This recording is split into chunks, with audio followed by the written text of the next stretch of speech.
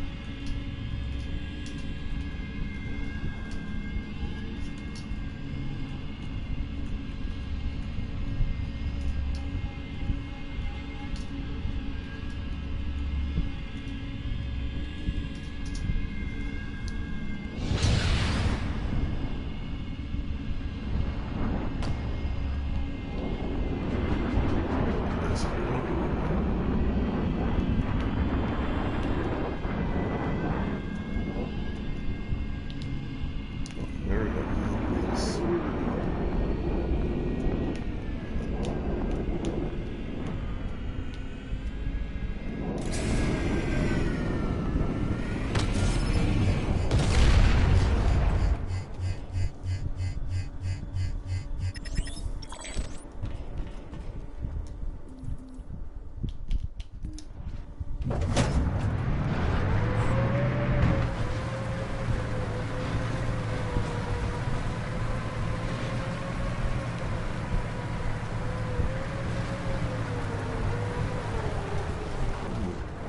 Oh yeah, it's this way.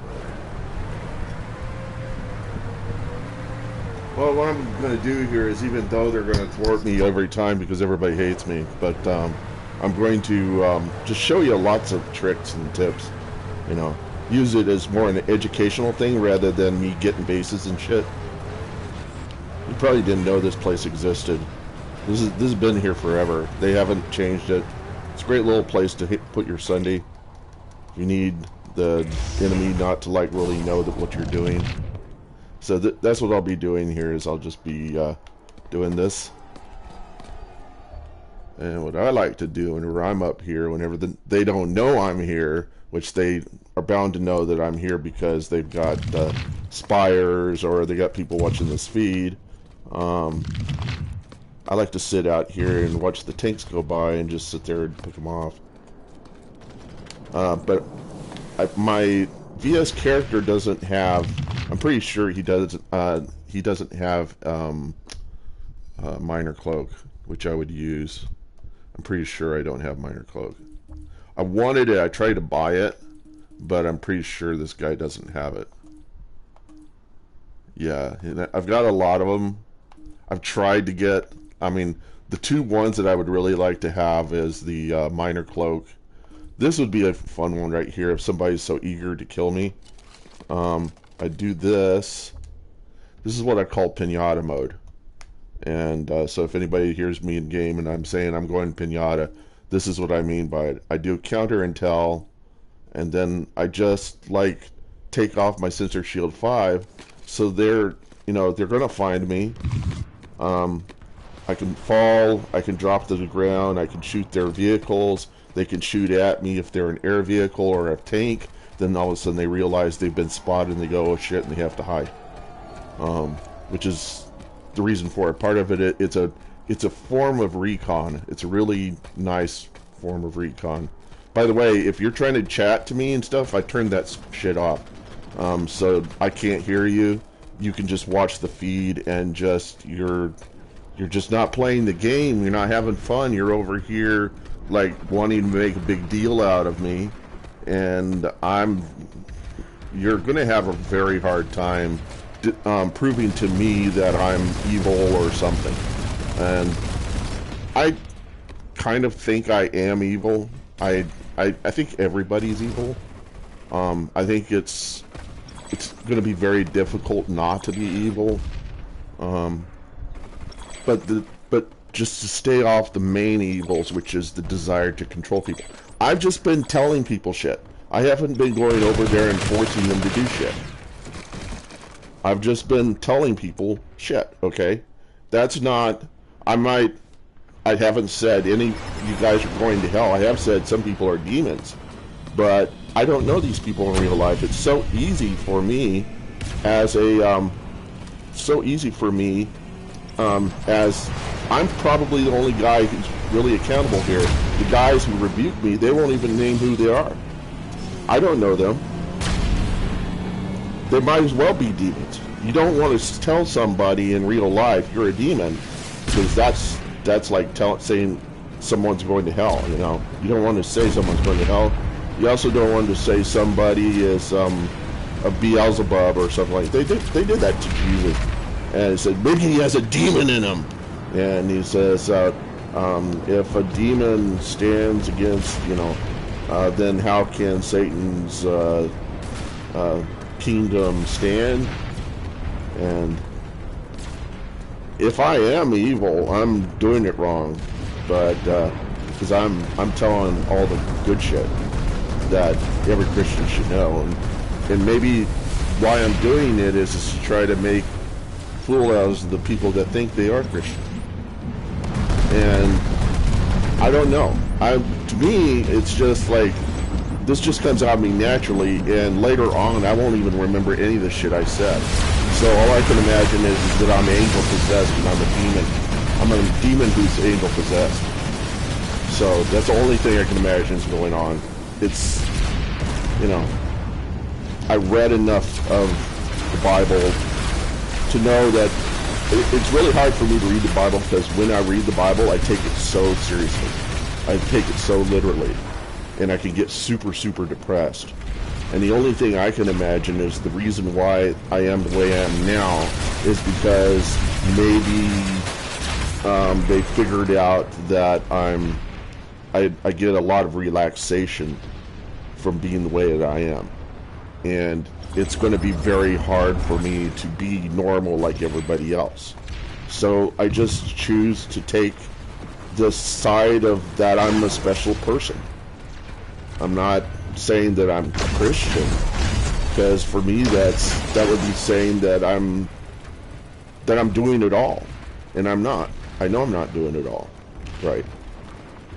I'm not even trying to. What I'm doing is I'm kind of like a voice in the desert that's just kind of like saying all this shit, and then the people who are saying, well, that's a sin, this is a sin, this is a sin.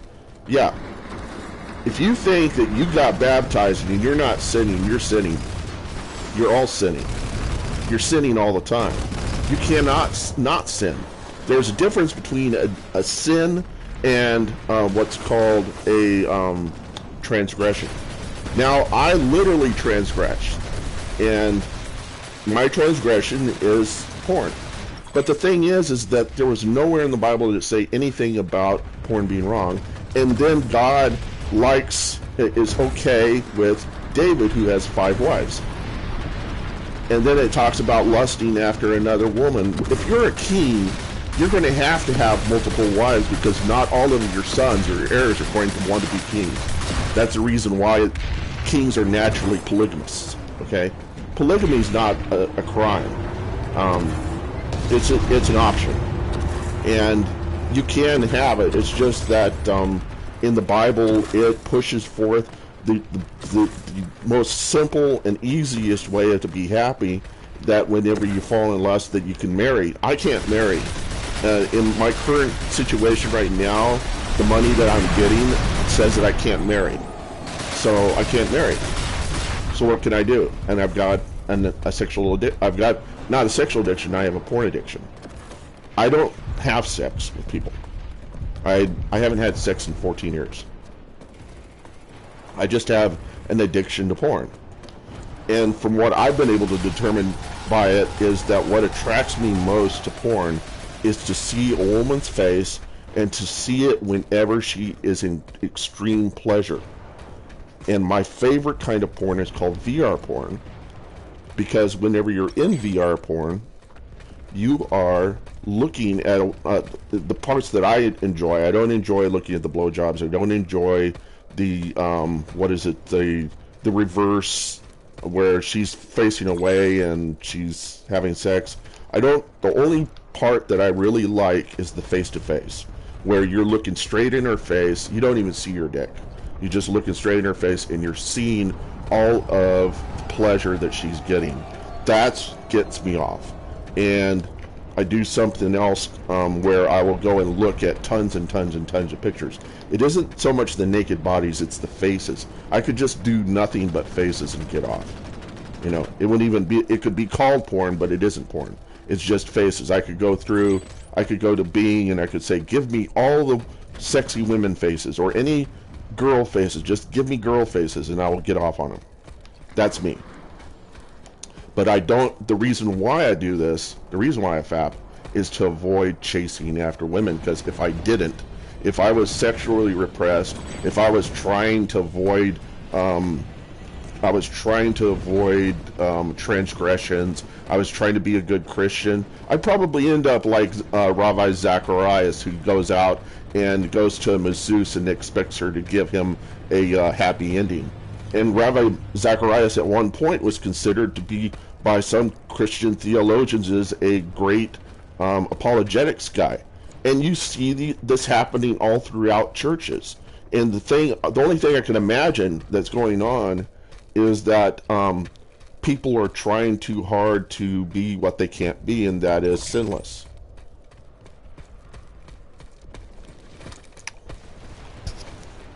And I think my special, if I'm in this at all, if I have any part of this Christian thing, I think my area of expertise is sitting on the outside, kind of rebuking the Christians, kind of pointing out crap. Because when they start saying that I'm sinning and stuff, I'm going to go, okay, so what did it say here? What did it say here? What did it say here? And pretty soon, eventually, they're going to start to realize that they're sinning all over the place. And it's all sin. You cannot be a human and not sin. You're going to sin all the time. All the baptismal stuff does for you, it just says God is going to see Christ whenever he sees you. Christ is going to be the lawyer in your case. And it is your hope and dream that at the end of this, you will get off scot-free. But a lot of Christians, when they get baptized, it's like, oh, I don't have to do anything anymore. I don't even have to read the Bible. I'm already saved. Good luck with that. Seriously, good luck with that. Because there are a lot of people out there that know they aren't Christians, didn't even get baptized, and are just demons, and they know that they can manipulate people. They're called psychopaths. What a psychopath will do is a psychopath will take on all the merit of a person. They'll take on all the attributes of a person that you think is good, and then they'll use that to manipulate you into worshiping them or to giving them shit. And pretty soon you will find out that your life is living hell because you weren't looking at the signs. You weren't looking at the signs of the people that you were having relationships with. And these people are sometimes psychopaths. That's the reason why they end up in churches, is because they're so good at fooling people in churches of being Christian-like that they can get in and get in the control of anybody. And psychopaths have no problem having sex with anybody, even children, okay? Because they don't feel that anybody is like them. They don't emote. They don't have feelings whatsoever. The only feelings they have is whenever you come up and you jab them with a knife and they go, ouch. That's when they feel. It's when it's them that's hurting that they feel. But when somebody else is hurting, for them it's more kind of a logical, it's a kind of a logical problem. Okay, let me see. Who around here is, what's happening? Everybody's showing disgusted face. Maybe I should show a disgusted face. Wait 1 second. What is it here that has happened that's making everybody disgusted? That's what the psychopaths, that's what's going through their minds, because they have no clue. And it drives them up the wall every day to have to deal with empaths, people who have emotions.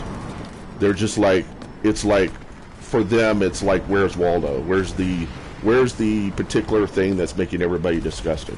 Was it something I did? You know? That's the reason why they have to be so pristine, why they have to save face all the time. Why they, I mean, it all, if you don't learn something about everybody, then you'll never figure it out, okay? Because that's the basis of all Christianity, is the first two things that Jesus pointed out that were important.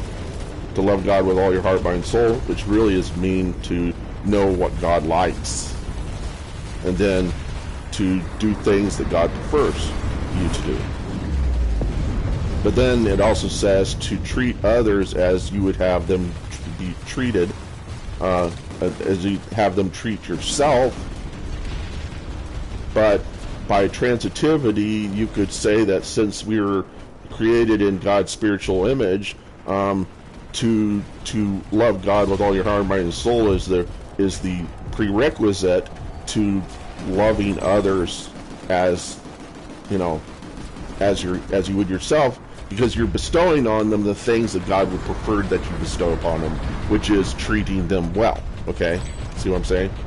Now in the game it doesn't matter, because this is war, and you can beat up on people and you can mouth off at people. It's all good and fun. Everybody knows it's war, and war is not fair. I mean, anybody thinks war is fair is somebody who grew up after the nuclear bombs, and we had the all those things that say, well, you can't do this in war, you can't do that in war. Before the nuclear bombs, everything was possible. Everything was up for was fair game. That was the reason why the nukes brought us peace, is because it put on the table something that everybody had to negotiate peace with, because they knew that everybody and that what the scientists know now is that even if the Indians and the Muslims in Kashmir decide to use nukes, it would ruin the atmosphere of the planet for 100 years. We would not be able to make, and they're already saying that the bees are going and all this other stuff is happening. It may be the end times, I don't know, but maybe there's a solution to it, you know. Maybe it could last a lot longer. Nobody knows when the end's coming or what it looks like. You know, just going around and pressuring people and saying, you're sitting, you're sitting, you're sitting. You know what you're doing is you're putting stress on these people. And it's going to suppress their immune system, according to a guy named Robert Sapolsky, who's an atheist. He's actually an evolutionist, which is a kind of an atheist, I guess. You can be a agnostic evolutionist. That's possible. You can be a Christian evolutionist. That's possible. Just like you can be a Christian Buddhist, you know. You can have combinations of them, you know. I'm not against evolutionists. I just think that if you're going to believe in evolution, you should have some solid grounding. You should point out what it is that shows that things are evolving, and to say that they're like cross-pollinate is not the same thing. To evolve, that means that the mechanism is going to change over time by a change in the environment. Now, the only thing that does that is the human brain, the neural nets. The brain doesn't really change. What changes is the weighting of the function. Wow, look, we had it looked like nobody was like really, and this was like the only Sunday, was it? And everybody's having a lot of fun out here, weren't you? Having a lot of fun. And I wasn't really paying attention. I'm just sitting here going around, hopping around. You notice I haven't really been thinking too much about this. This is one of my approaches to this is one of my favorite approaches to Indar, is to go the Tarwich route. What I usually do is I take that first Tarwich that's connected to crossroads, then I go to Tower, then I'll go up to old, what is it, the mine thing up above, and then I'll go over and I'll take I'll start Stronghold. What I did one time, and I think I was trying to remember what I was TR, and I put a Sunday between, and NC, we were playing against NC, and they were on that southeast base, and I put a heavy anvil Sunday in between the tower on the first road and Stronghold, and I was jumping between them, taking each. Just keep taking it and taking it back, which is my favorite thing to do, is to go take a base, be out of the hex, take a base, die there. They think I'm gone. They think I'm out of the hex. They don't even bother to look at any other hexes to see if I might be in another hex. So they think I'm out of the hex. Oh, okay, good, I can go now. And then I go back into their hex and I take it. So I'd alternate between those two, and eventually we were able to push NC back to their warp gate, and they couldn't do anything. And they should have known that there was a Sunday above them, but they never bothered to go up and look until like towards the end of the game. And one guy actually almost got me. I mean, he did get me. What I did is I said, "Oh no!" He dropped an anvil harasser with a boombox, and he was going to go over and just blow my Sunday because he knew where it was. And so I undeployed the Sunday and I ran off the cliff. I just said, "You got it, guy. I'm not going to give you the benefit of getting my death." Which is the most gay thing to do, gay by the meaning of, kind of pansy thing to do. I consider gay people to be the strongest people in the world because they have to put up with all of the torture that people throw at them. And people who say that, say God hates fags and says they're going to hell, keep in mind that when Jesus was confronting the Pharisees, and the Pharisees, if you read into what they were basically these religious figures that had mastered the look and feel of being a follower of God and not really being it at all.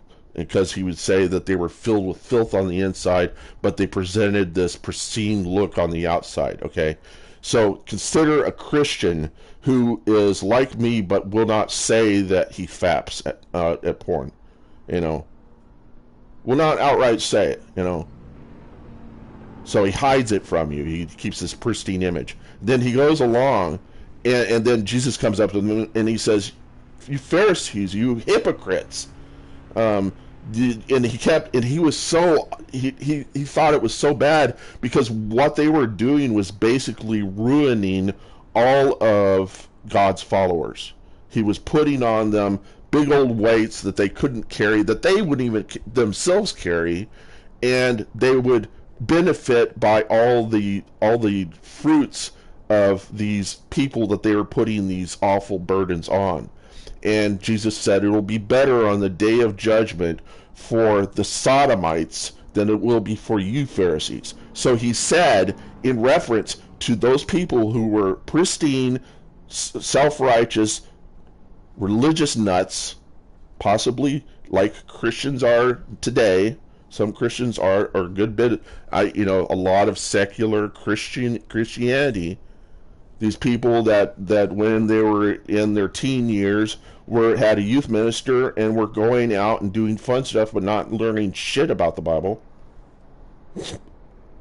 They grow up to be fun-loving people with nothing inside, okay? Nothing that they're not really doing it, okay? And then they're going around and pushing this shit on other people saying, "Oh, you're sinning, you're sinning, you're sinning." But they don't understand the difference between sinning and transgression. They don't understand what baptizing means.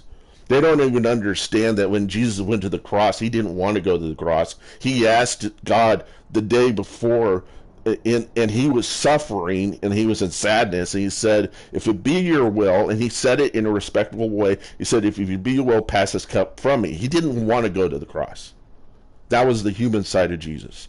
It was God's will that put him on the cross. See?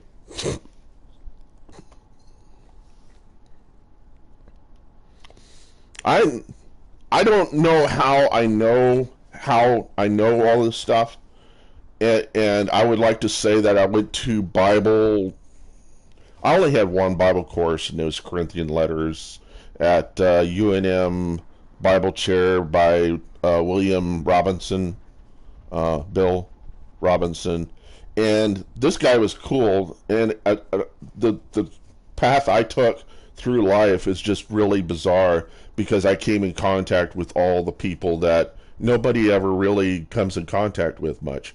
Bill was a marriage counselor, a Christian marriage counselor, who did it in a secular setting, and dealt with marriages between gay couples and Christians. He did both, and he did not have a problem with it, because he saw it that it was his ability to make it, in some sense. And while I was in Corinthian letters with him, we had one other girl there that was sitting there discussing. You think it's okay for a woman to give her man a blowjob? And and the two other guys that were in this class, it was just me and this other guy and this lady, and she was kind of crazy, but she was good crazy. Just, she would ask the questions that nobody would ask, go to the places that nobody would go. And he said, what you do between you and your husband is fine, if it's between you. What you do in private is fine for you. That's okay.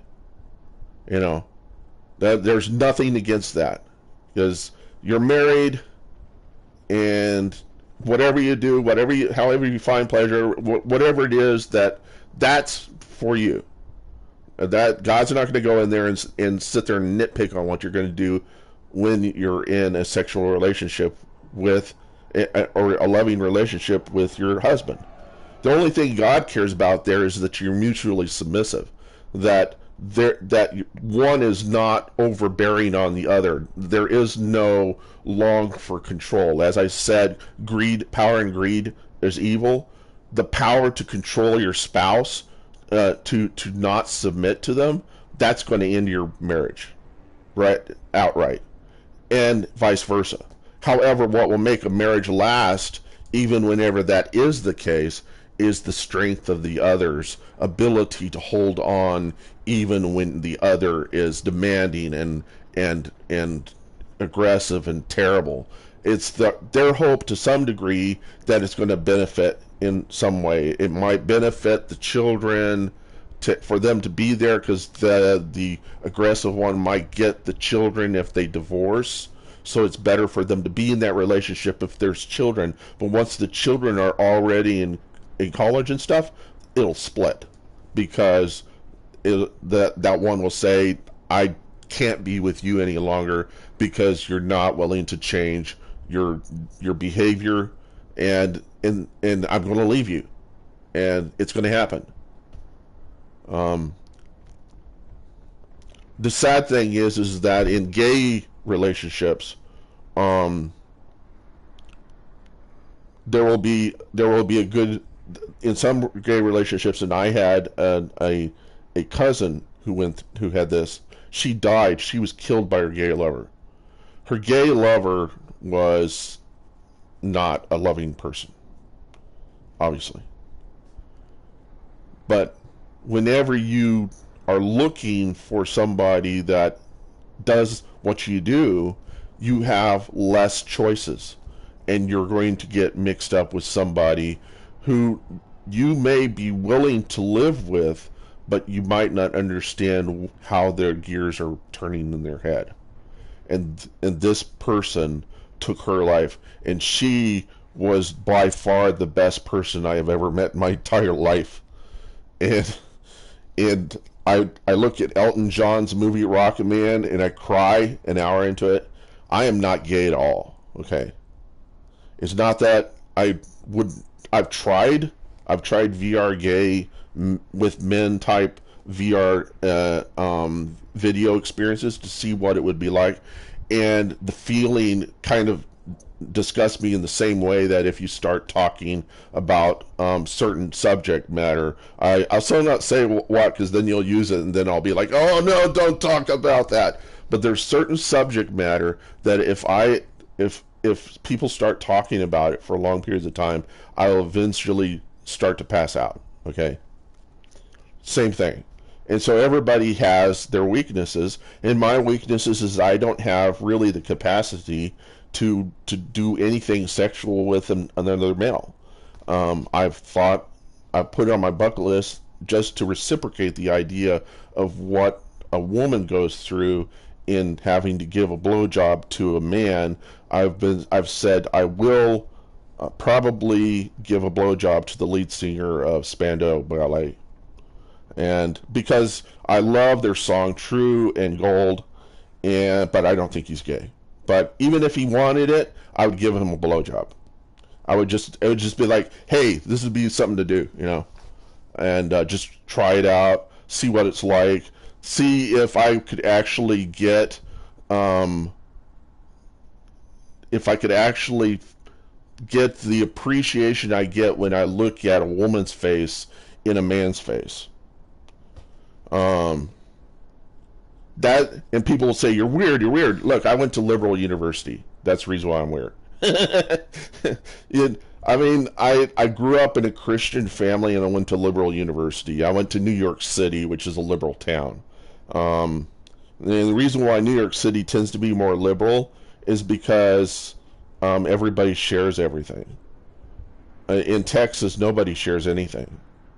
In Texas, people prefer to live in their own embryo and like be disconnected from everybody. Whereas in NYC, you're forced to share everything. It's you're forced to see people who are not like you every day the minute you go on a subway. You're forced, when you get in a cab, you're going to be in a cab with somebody who does not share your worldview. And you're going to have to live through that all the way up the island, and you're going to have that every day. Eventually, it's going to be very hard for you to maintain a worldview that keeps everybody out. And I think God has no intention for everybody to keep everybody out. I think if you try to separate yourself from everybody, then you're probably not human. I would say, yeah, so people who are human are the people that long to understand other people. And so all these people that were like, trying to get me to shut up and all that stuff, they turned to character assassination to make me shut up. They didn't turn to, it would be nice if you could just stop this, because we need to play this game and we're losing right now, and blah blah blah. Usually it was character assassination. I was just like, hey, you get character assassinated, I can play that game. And that's what I did. I went pro character assassination bit. And look, I'm sitting here talking this. I'm not going to get in a squad. I don't join squads. I don't join outfits. And the reason why is because I got haters. There are a lot of people who hate me. There are a lot of people who hated Jesus. Pharisees hated Jesus. I think everybody has their haters. I don't think there's anybody on the face of the earth that doesn't have a hater. We all have haters.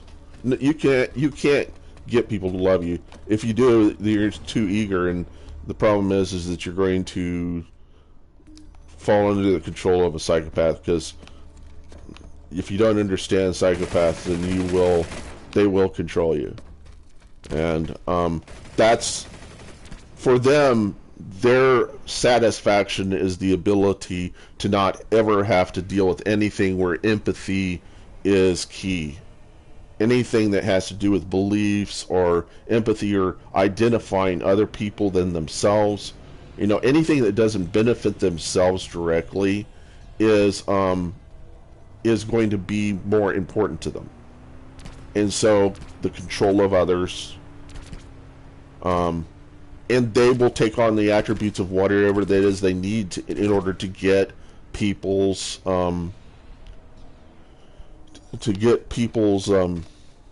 they'll do whatever they can to get people's love or whatever, or recognition, or give them an ego, or the last thing they're going to do is show themselves up to be a failure. Because for them, that's evil. That's concentrate evil, is to identify yourself as a failure. because if you identify yourself as of having faults, see, but the thing, the reason why the Pharisees hated Jesus, he didn't have any faults. They wanted to find fault in him because they didn't want him bringing about any kind of culture that might overthrow the good thing that they had going on, which was that they were getting invited to parties and getting to go to special functions. There are people who sold gods, sold like little statues and things. Those guys hated Jesus because nobody was buying any more of those wooden gods anymore. So he said, our business is going down the tubes because of this guy, We need to get rid of him. So he gained like this whole horde of people that hated him. The Jews hated him because they considered that if he was the Christ, which is a title, that he would bring about a new world order and would overthrow the Roman government, and he didn't. There's the reason why they hated Matthew is because Matthew was a tax collector, and the tax collectors were people that the Roman officials appointed to collect money from the people that they oppressed. So they'd collect the money, pay off the soldiers, and they'd get repressed. And all the Jews knew this. This is the reason why they hated Matthew. And so then you get these Christians that hate taxes. But they don't understand that Moses negotiated with, who is it? Not Moses. Pharaoh negotiated with Moses on what was an adequate tax to charge the people, and Moses said 20%. And then God's tax is the tithe, so 30% altogether. I'd say there are even more taxes there. You got to pay people what their works are worth. It's the reason why I'm probably going to say this kind of quiet because my mom doesn't know about this. I spent $800 on OnlyFans, not for the content, but because the women in it, I feel, don't get the benefits they deserve. And I felt like if I was giving it to them direct, this would be better than buying porn. And so I'd still buy the porn, but I also give to the stars who I really enjoy seeing. I give them money too. So that's, and it's not, I'm not going out there and having sex with them. In fact, most guys, whenever they give money to these ladies, they send them a picture of their dick. And I sent one of these ladies, I put a tip in there, and I put like two open, close, parentheses, a bunch of equal signs, and an @ symbol, and I said, here's a picture of my dick. And I put $20 on it. Just to get a laugh out of them, because I'm sure they're so sick of seeing men's dicks. And because the only way they're going to take a picture of a man's dick is if it comes with money, and they're not even going to look at the dick at all. Because all the men are stupid as fuck in the porn or in the sex industry. They don't understand that women don't give a shit about their dicks.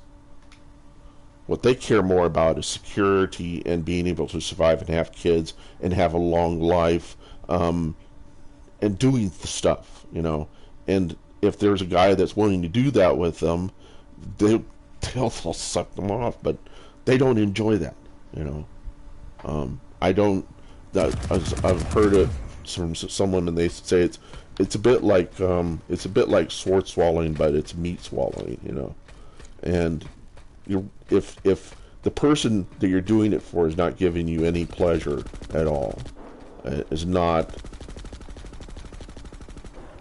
being a lover, is not really loving you, then it's not going to last. And when Sean Penn and Madonna got married, I think Madonna gave him a blowjob once, and then he wanted it on demand, and she broke up with him. She left him flat out. Daryl Hannah and Jackson Brown got together. I think something similar happened. He abused her. She left. It tends to be the case that the woman leaves the man. The man doesn't leave the woman. And the reason why is because the man has an unreal perception of what being married is. And the woman has a better perception of it. In most cases. I would say this is the case. I don't know for sure, but I would say in most cases that is the case. And also, you've probably heard of this ratio, which seems to be true, is that 1 in 5 women are raped. They won't talk about it, but there are women, who have been raped, and then you would probably have to really dig into them to find it out, because it's something that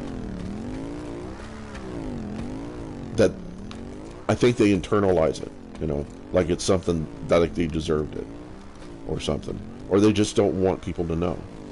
But the women know it of each other, that this happens all the time, and it's sick. And it used to be worse. It used to be worse in back with I've had one. I don't see anything special about it. And another thing I'd point out is that after you become more attracted to seeing blowjobs, you start to because of the dopamine, it reinforces your relationship with your dick. And this is the reason why there's a lot more T-boy porn now. Men looking at guys trying to look like women with dicks. They say, well, they got it all, and they don't have any problem with that because they've been watching way too much blowjobs. I can't get into it myself, but the dopamine that you get from sex, the dopamine from anything can ruin you if you short circuit it all the time. And for me, it's my excuse is that I do it to avoid chasing women, and it's pretty much true, because if I go abstain for 30 days, I will go out of my mind. I will be like looking at people, staring at women, and lusting after them like all the time. And I'm afraid that I might actually try to proposition myself to one. And every time I've tried to do that, even with ones that I had relationships with, I've said the worst failures I've ever had were asking for sex. That will end a relationship right then and there. To ask for any kind of sexual favor, if it isn't the relationship you think it is. And men don't know what is a friendship and what is a sexual relationship. Then there are the men that are just so beautiful they just get all the girls they want, and those are the guys who are called womanizers. I'm not a womanizer, but I'll probably never attract the woman that I want, and I'm fine with that. I could kind of understand what they want and what I'd have to provide them, and it's just too much work. It's much easier to get VR porn. And I'm actually suggesting to every single porn star in the business that they get into VR porn, because for one thing, you don't need to be a studio. All you need is a VR camera. All you need is yourself and somebody else, and you can make as much of it as you want, and you don't risk getting diseases. You can get out of poverty. You can go get a college degree, because you don't want to be there all your life, do you? Because there are people around you. You probably spend a lot of your life, people, saying that you don't really know anything, that you're stupid and stuff like that. Some of these people that are in the porn industry are there because they've been abused as children, and putting up a picture of themselves on the internet is not all that hard, because they don't have any self-esteem. It's gone all out the window. It's not there. So it's just kind of like, well, it would happen normally for no money at all. Might as well happen for money. So, and I think there's a reason why Jesus had no problem with the prostitutes. He hung out with the prostitutes. He probably was more comfortable with the prostitutes than he was with the people that thought they were doing it right. Because he could see that they were going through an injustice, and he himself was experiencing an injustice as well, and he could identify with them. But all these people that say, oh, you sin, those people are are control freaks. When they're looking to control other people, they're no different than a psychopath. So I'm not going to go out and say that. There are times whenever it gets the best of me, like the other night. I was playing a bass, and there were some Brazilians on there. And the minute I realized they're Brazilian, I said, "Oh, that's the reason why all you Brazilians are the same." And then I felt really bad, and I got out of the game, and I just didn't play for the rest of the night. And I came back the next night because I have the same problem. And the problem is a desire to project your. What you do is you project your frustration on others, and that's a lot of what the people are when I'm in faction chat and I'm putting all this crap. They're projecting all of their frustration on me because I'm the source of all their problems, or at least the other things that are going on in their life are also frustrating them. It's easy to take it out on me, and I'm just like, okay, I'll be your punching bag for today. I don't have a problem with it.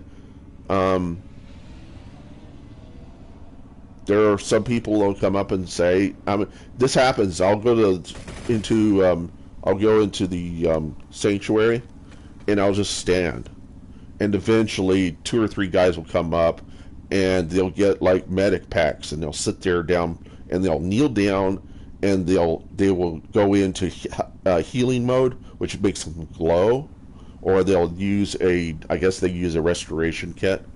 It'll cause them glow. And in Planet Side, if you can't communicate through audio, because I don't, my audio's turned off, it distracts me.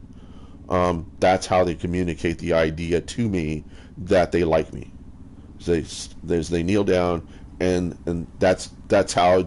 If there's anybody you like in Planet Side, that's how you express it to them. Is you go up to them, and you do that. It seems to be the common way of doing that. The opposite of that is to get out your knife and start knifing them. Of course, you're not going to kill them, but it's like, I hate you, I hate you, I hate you, or I love you. Or some people will send me messages and say, I really enjoy you speaking. They'll say this quietly. They won't say it to everybody in faction. Sometimes they will say it in faction. But notice now, if I go to faction, I don't think anybody's talking much.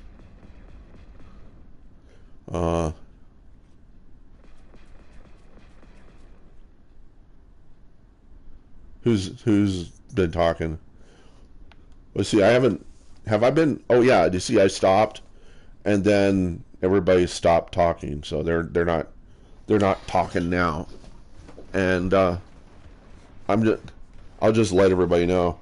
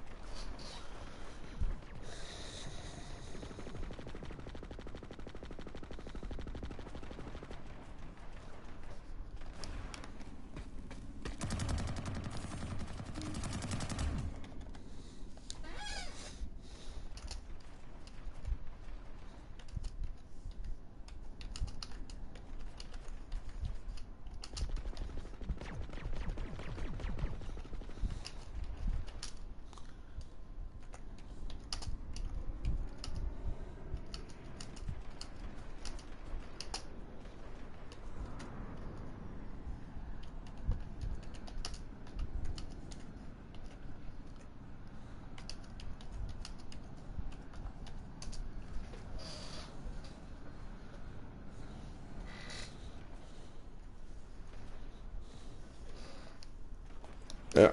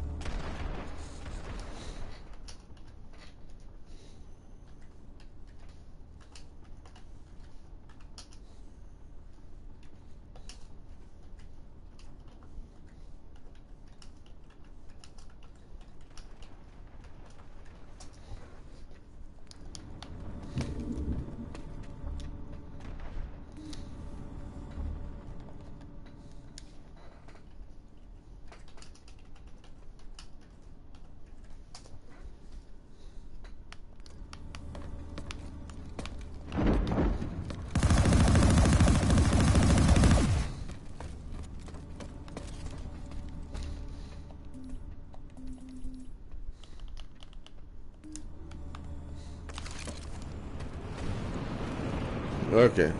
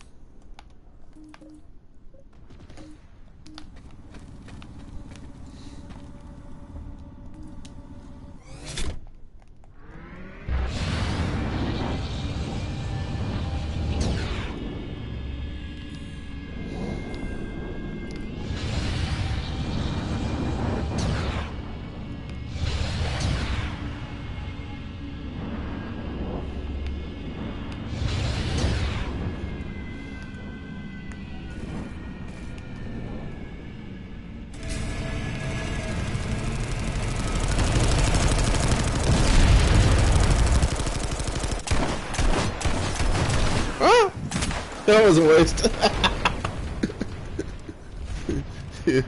Oh, but I got this on the Sunday. Maybe I can help. Somebody had a Sunday. You usually don't find. When I get into a base, first thing I do is pop out a Sunday. Sometimes people bring Sundays to the base, but they won't come to the base like the way I do and pop out a Sunday. They might take a Valk. They won't use an ESF, and they sure won't use a Safe Fall 5. At least I've never seen somebody do that, which is what I do. And pop out a Sunday, convert the terminal and pop out a Sunday. It's an AT&T thing. All right, I'm playing GS right now. If you're on AT&T, ask Vessel. What do they do when they first come into a base? They don't come into a base. They go into the enemy's base, the one behind it. They convert a terminal and they bring the Sundays up to the back end. That's what AT&T does. That's what Vessel does. That's his idea. You know. I couldn't stand Vessel because he's so political. I talked to Fortress Orion. I was on OEO and I was on AT&T at the same time, and I said to Fortress Orion that, you know, Vessel he doesn't have a problem with you, and Vessel got wind of it, and he says, no, you don't understand. It isn't that I like Fortress Orion, it's that I respect him. And over that, Vessel demoted me. And I said, well, fuck you, Vessel, I'm out of here.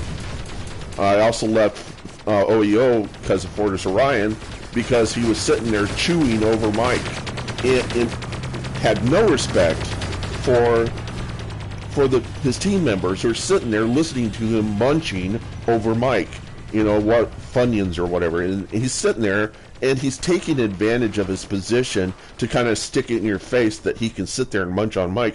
Whereas in other outfits, they'll kick you out of an outfit for munching on Mike. But since he was leading the outfit, he could do that. Genji doesn't have a problem with it. I like Genji. He's got a great laugh. But Fortis, you know, he's okay with me. I'm okay with him. It isn't. I don't know if it's respect. I think it's quite different deal than it is with him and Vessel. I actually like Vessel more than I like Fortress Orion. No, that's not true. I like them both. They're both kind of cool guys. They just got flaws, like I got flaws. Everybody got flaws. Come on. I mean, we got. But the thing is to want to have control over other people. It's the reason why I When I want to have control over the NC, I'll go up and I'll say, "Hail to thee, O Killer Hayes! Give me the power to oppress these NC." Because when you say that in chat, it's just like, it's just like, oh my. Did you just talk about Killa Hayes, the guy who started NTSRC? I forgot what his name was. He had Killa Hayes, and then he didn't want people to know that he was Killa Hayes, and then eventually people found out he was Killa Hayes. He got a bad name for himself because he got upset one night, and I guess it was at Murd. He got a Murd Manger or whatever. He got mad at her. He went out and he TK'd a bunch of NC people or something. He went out and TK'd a bunch of people, and it got him kicked from the game, banned from the game. He came back as this other dude. I forgot what his name was, and started in TRC, and eventually found out that, I guess it was through Murd. Murd figured out that it was Killa Hayes, that he was Killa Hayes, and Murd hates me. I hate Murd. No, I don't hate Murd. She says things to me. She tries to solve problems, or I don't know. She says, "Stay off of faction chat," or she'll give me like these commands, and I'll be like, "Well, okay, Murd, but that's not going anywhere. You may ask me to do that, but sorry, can't help you there. I'm gonna be in faction chat, and." It's like if you have a different point of view and nobody knows it, wouldn't it help to know other people's points of views? We're living in a world that's all political correctness, We're all about political correctness, and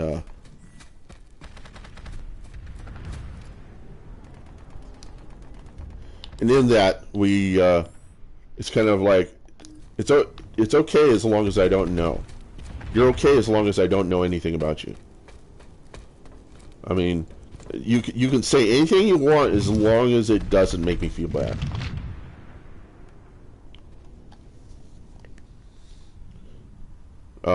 Then you get these people that have relativism, that they develop truth in relation to everybody else that they're around. And so it's like someday they're going to come in contact with somebody who does not agree with their set of truths, and they'll have a war. And that happens, that's religion. That happens with religion. You don't even have to have religion. All you have to have is this idea that you can develop truth without having any source. What they're trying to do now is they're trying to take all of the morality that the Bible taught, and they're trying to water it down to its simple attributes. They're trying to do what physicists like to do with everything in the universe, is try to simplify things down to simple equations and stuff. And so they're going to try to reduce it to the simplest thing that they can represent. And then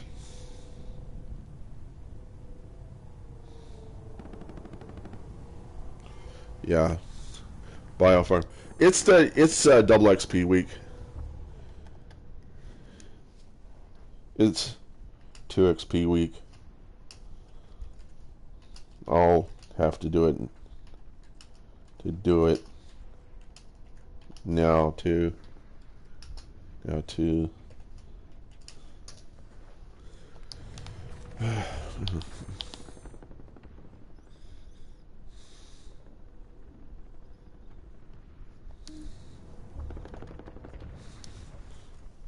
When I do it at Biolab,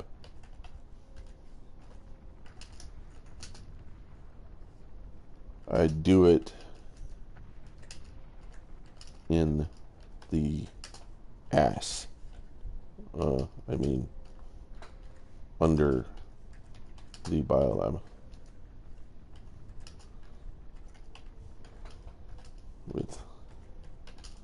a scout ant. 100.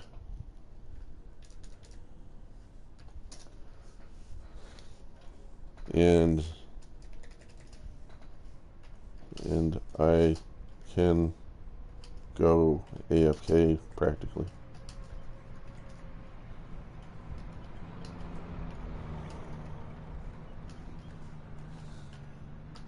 Great source of merit.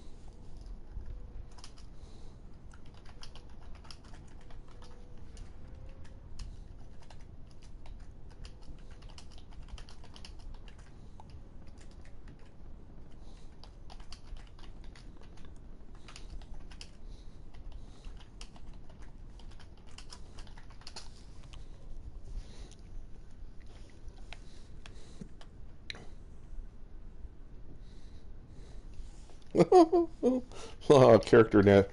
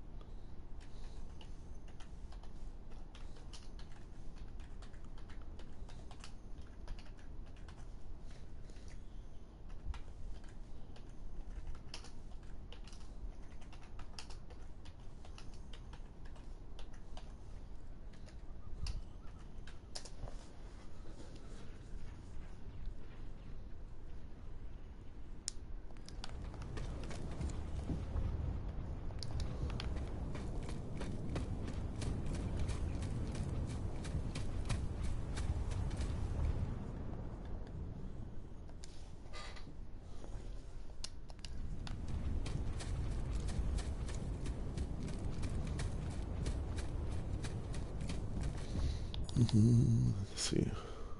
Can I get anything by being over here? No, not really. Huh. Let's see.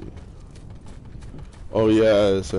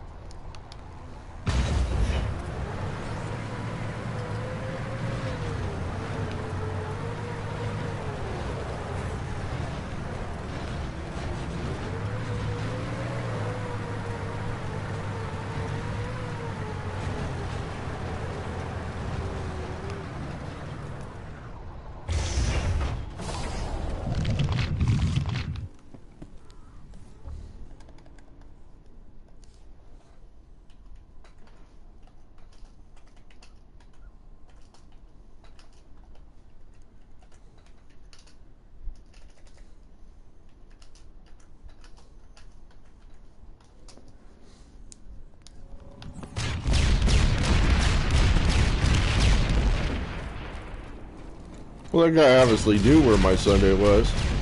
He chased me down, but I killed him. You know, I knifed him. I'm not trying to be effective in this game right now because I'm broadcasting. You can't be effective broadcasting. If I wanted to be effective, I wouldn't broadcast. That's. You know, I don't even know if I'm still broadcasting. Yeah, I'm broadcasting. Nobody's watching. That's fine. Doesn't bother me. But you can't really tell if somebody's watching you because maybe they can watch you from an embed, and it wouldn't even count. Especially if they didn't have an account. So maybe it wouldn't even count you as watching, even though you were watching. I wouldn't, you know. I don't want to question it. But the sole reason why I'm doing this like this is just so that maybe I will stop talking in the game because that people don't want me to do that. But I will tell it when I say truthfully what I believe this, when I go and I'll say, the reason why I'm here is to shame people that are half my age. That's the reason why I'm here. I mean, what 50-year-old wouldn't love to shame 25-year-olds? I mean, they play basketball with them. They shame them at that. It's just like, oh man, I just kicked your ass and you're half my age. That's got to feel good, because then it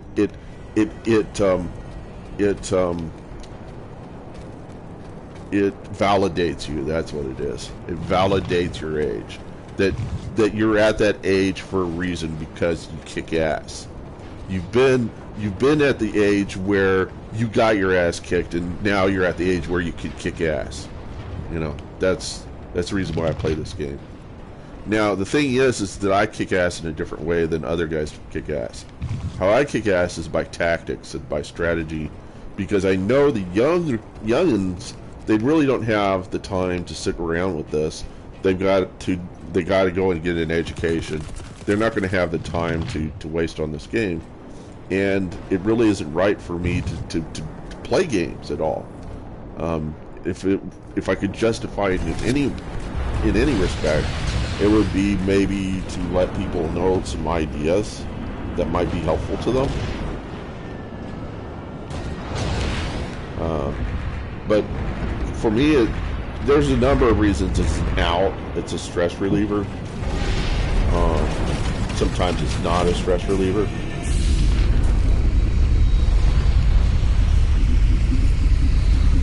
Whoa, did we just get this? No, Hinson got it.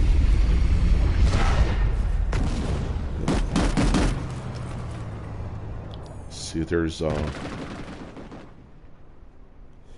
they're probably going to go looking around for me. You know what I could do? Doing this wrong. But you know what I'm going to do? This is what I'm going to do. I'm actually going to try to do something which is going to fail miserably. And so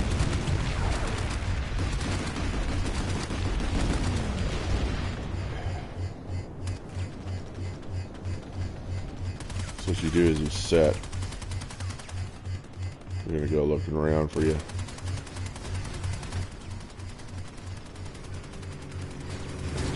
If you sit around long enough, eventually they'll leave, because they realize they're wasting time. You could be someplace else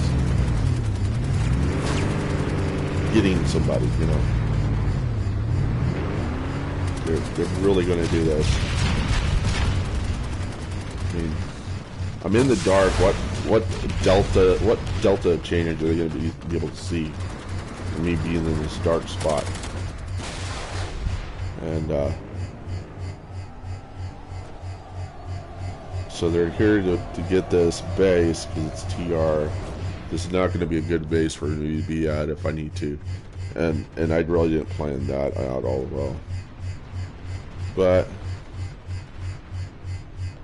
what I want is to slingshot to Snake Ravine, and the only way I'm going to do that is if I get myself a Sunday.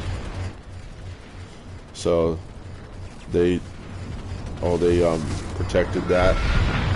Oh shit. What's going on here?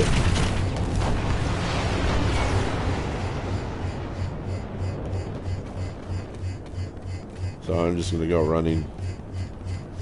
Now, keep in mind, if you have a desire to shame me, I'm not really going to be all that upset.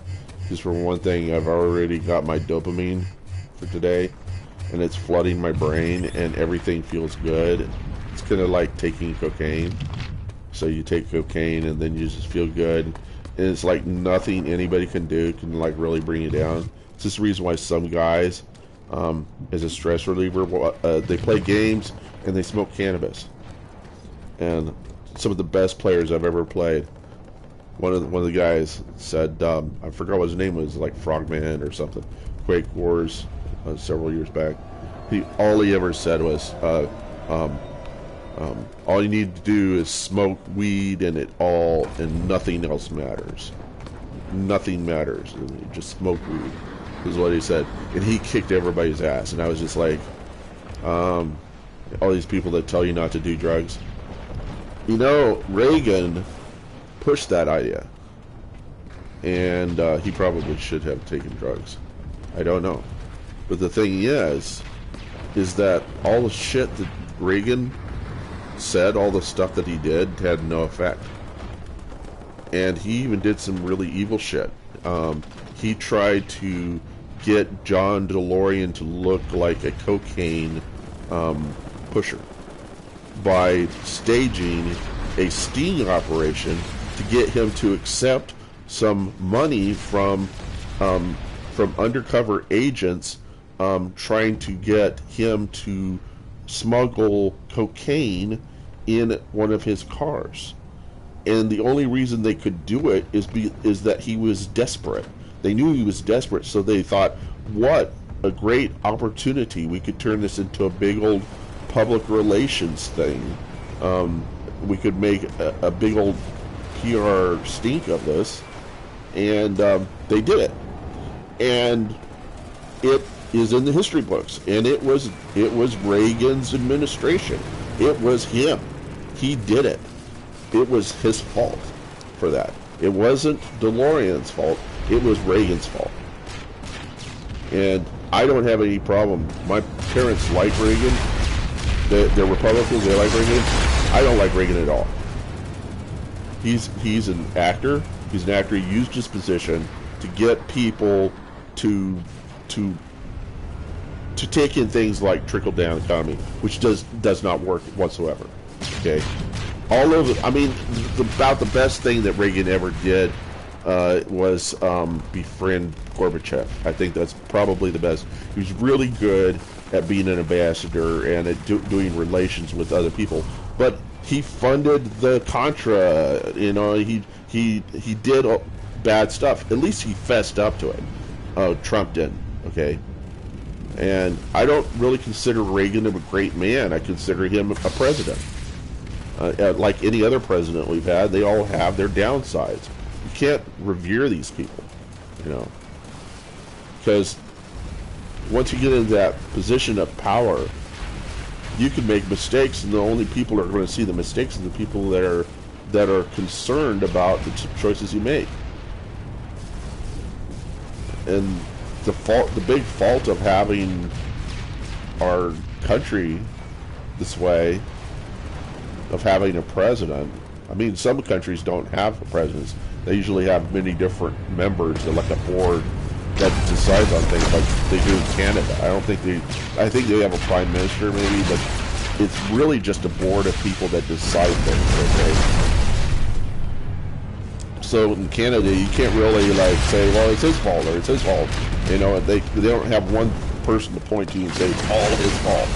You know, because they know it's like a committee that decides what's going on. In America, we have a president, and so that guy becomes kind of the scapegoat for everything. You know, and when you become president, you have to realize you just took a job as a lion tamer, and now you have to figure out some way to distract the lions from tearing you apart while you try to control the country, while you try to get the country going while you get your party doing things that are beneficial. And making a big old PR stunt out of John DeLorean was not special. You know, anytime I see shit like that, it's like, this is the reason why I don't like you. It's because you do shit like this. And it's easier for me to do that with Reagan, but you know, when you're a political figure and everybody, you want everybody to love you, you're willing to do anything for it, even ruin other people. And that's why Jesus didn't want to rule over this earth. It was the last thing Satan tempted him with. That's what I believe, is he didn't want to be here to, it wasn't his mission to be here to rule, okay? But the Jews wanted that, and they threw him on the cross for that reason.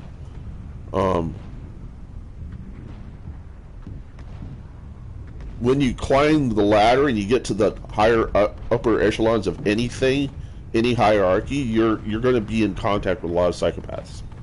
And those guys only understand logic. They don't understand emotion. They understand what makes monetary sense, what makes mathematical sense, what makes political sense. You know, we need people to feel a little bit better about what we're doing because we need to do all this other stuff over here. So why don't we go over here and exploit this John DeLorean character?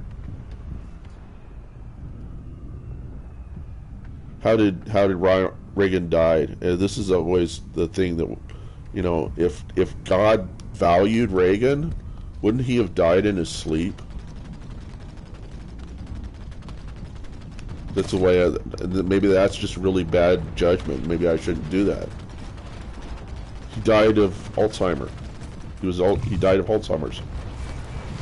He lost his memory.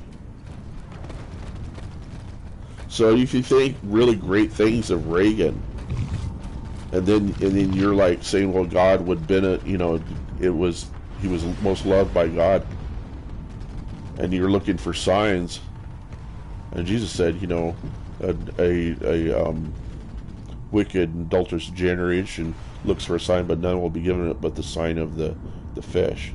But if you want a sign, if I was looking for a sign of whether somebody was a good leader or not, I sure as heck would think that God probably wouldn't give them Alzheimer's. What, you know, you hope that Alzheimer's would stop, but that a man who has great capability, maybe I shouldn't say that, maybe that, you know, there are people out there that don't deserve that kind of, but the thing is that when people will use, like with Trump, that he's got a lot of money and say that this is the reason to, why is this guy blowing this thing up? It would have been easier to just throw some C4 out there. But the thing is that,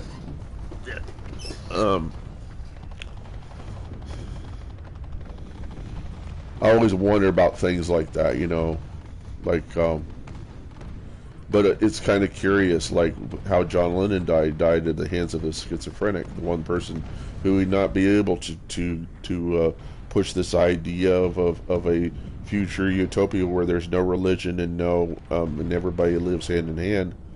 You're not gonna convince a schizophrenic of that, because they're talking to people that are inside their head that you can't talk to and you can't convince, and they're agreeing to hold a really strange view of the world because inside their head they got these people talking to them that make no sense at all.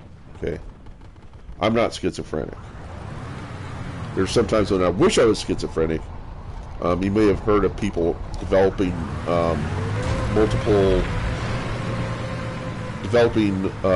he was destroying it so he could convert it, so he could get, because he didn't want to come back as a sniper and convert the terminal. So we got 52 minutes. I might be able to make a mark or make some changes here.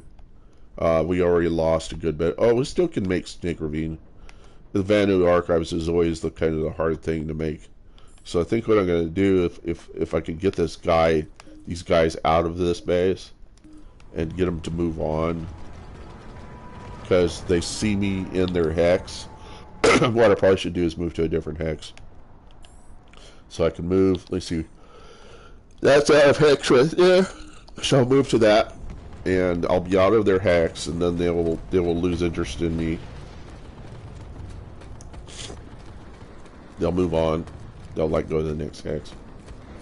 So what you do is you move down here until you can't see their colors. Now I'm outside the hex. And then you look inside the hex to see if they'll eventually disappear. Because they'll like, oh, you're outside, you're not in the hex anymore. I should be in the hex. For some reason I'm not. Oh, he left. He already left the hex. Okay. I didn't leave the hex. He left the hex. Okay. I was like, wow, that was pretty soon. Okay. So now what I do is I toss these things here. And I have to fix something about my character here. I got one of these. And that fixed my health situation there. And now I come up here, convert term, and if all goes well, nobody will see anything except you.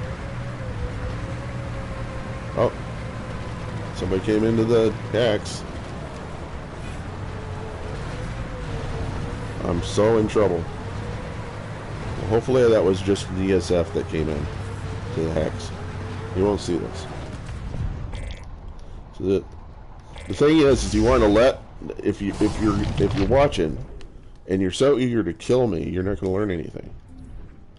So you want to let me live so you can see what I'm going to do. That's how you learn shit, okay? Because I can teach you stuff, but if you think that somebody who says certain things can't possibly have a brain on them, on their head, then you're never going to learn anything.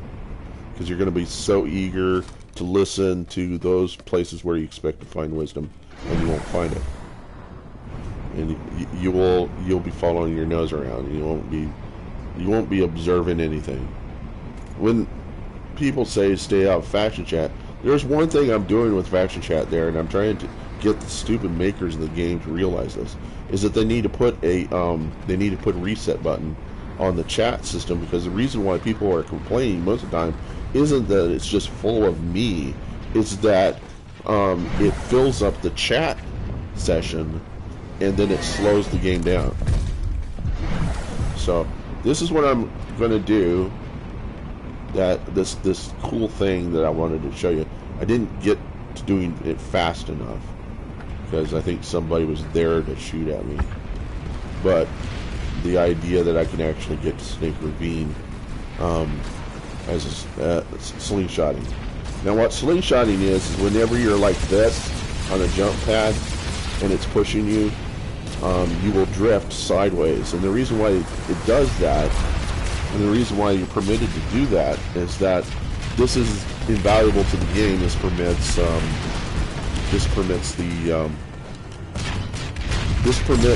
people who would like have a shotgun go into a room, and if there's a bunch of people in there, to turn around them, like moving across them in a single way, but being able to turn as he's flowing through the room and shooting with a shotgun. It's a common move, one of the common moves.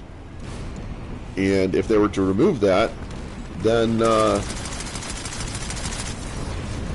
it wouldn't be any fun. But that's the same thing that I use.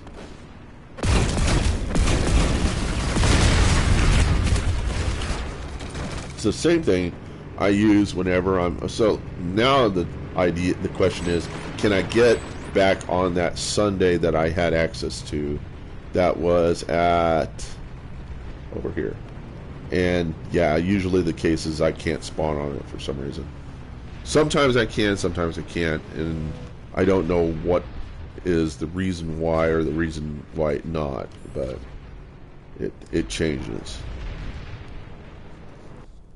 Another approach. We're not going to make it. We're not going to make a lot. We're not going to win the game, okay? And I'm not going to. I wasn't really all that intent on this being a winning game. It started out kind of, maybe we could have won if we were really focused on it, but since it's double XP weekend, I doubt it. Okay.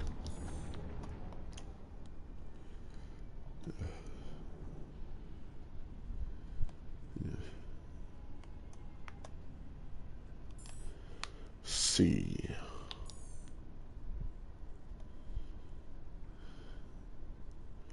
Oh, I'm not at Vanu. I thought I was at Vanu. Okay. I think eventually I'm gonna have some lunch. What time is it? Ooh, 2:45. Okay. Yeah, I'm gonna have some lunch because I haven't had anything to eat really. I think I've got. Oh, look, pretzels. One of my favorite snacks is the it's called Unique Original Pretzel Shells. This thing's great.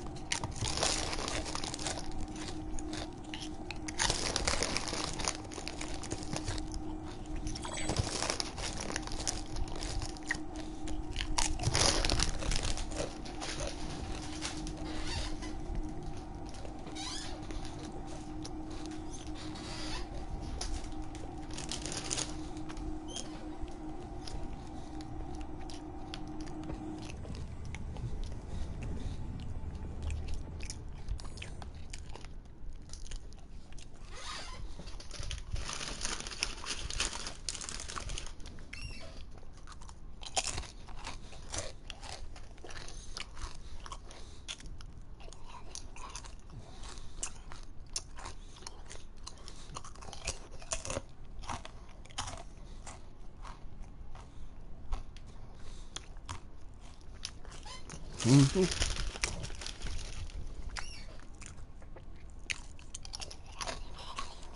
This is another thing that kind of freaks me out. Did the Batman symbol in this game, the icon, exist before I came on this game? Because that would make me think that the reason why it's in there is because of me. I'd like to be proven not. Because then I would think, oh man, well, it wasn't me.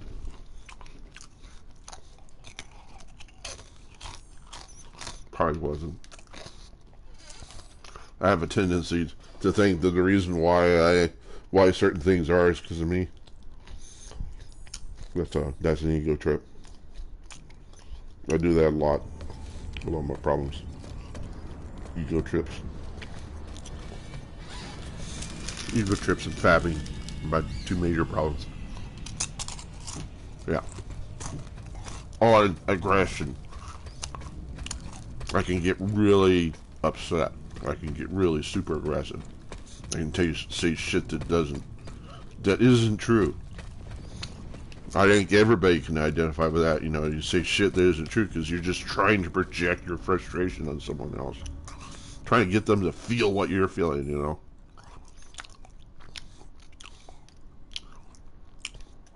You're not going to get that with a psychopath, but they're going to figure out somebody to get it with you.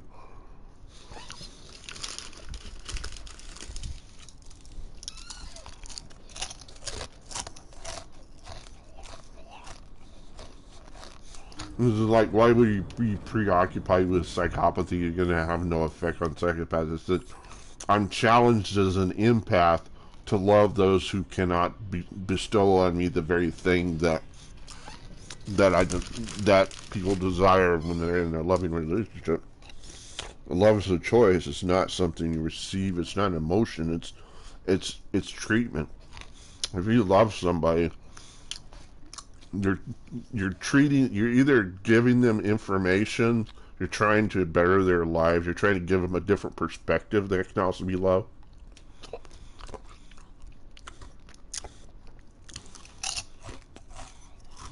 Trying to free them up from their chains, the things that are limiting them. That's something I hope I'm trying to do. But a lot of people will say, well, nobody likes you, you know. Is there any place in the world where you ever don't hear that? Probably church. And you're probably being paid to do it. I have people all the time that'll ask me to come to church. It isn't that it isn't so much that they want to increase their numbers, because they know that I'm a baptized Christian. I could be at church being inspired and stuff. The truth of the matter is, whenever I'm in church, I fall asleep. I snore. Because it puts me to sleep. It's just not very interesting to me. And so I don't really need it. But other people would say that I do. But I don't need it. And I really resent it when somebody asks you to church and they're thinking in the back of their mind that they're like storing away crap in heaven. I don't care about that at all. You know. But it really bugs me when somebody looks at me as a trophy. They don't see me as a person. They see me as a trophy for themselves in heaven. That's the way I see it. And it pisses me off. So if somebody says, oh, can you come join my choir? And I'm like, who the fuck are you? I don't even know you. This is like the first I've come in contact with you, and you already want me to come to your church. You haven't even developed a friendship with me. You're already trying to convert me. What the fuck? That's what I'm saying. It's what do they call that? A non sequitur or something? It just doesn't make any sense. Anyhow, I'm not asking people to join my church. My perfect idea of a church don't even exist. First church, you know what the first church was? It was a commune. You know why it failed? Because people had selfishness. It always happens.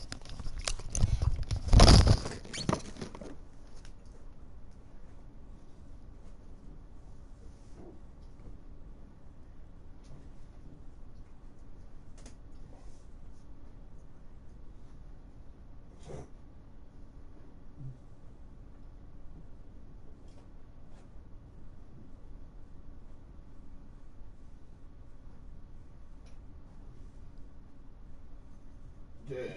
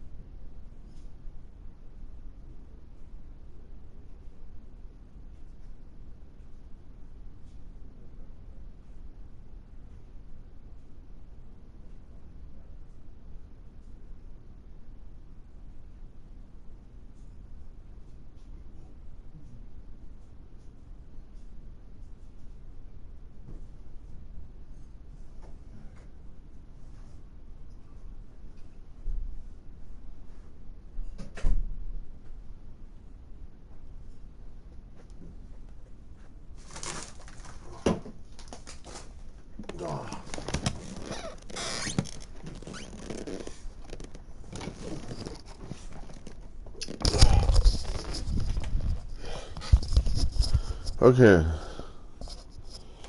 Well, you're going to cut this thing off, and then we're going to start it all up again.